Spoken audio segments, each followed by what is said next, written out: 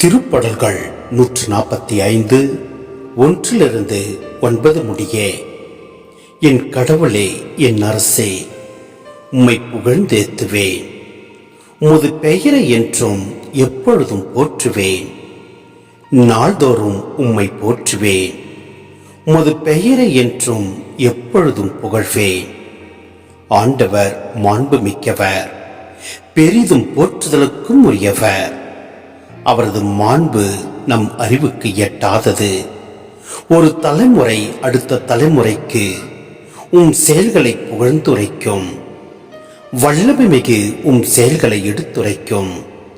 மது மாண்பின் மேன்மையையும் மாட்சியையும் வியத்தகும் செயல்களையும் நான் சிந்திப்பேன்.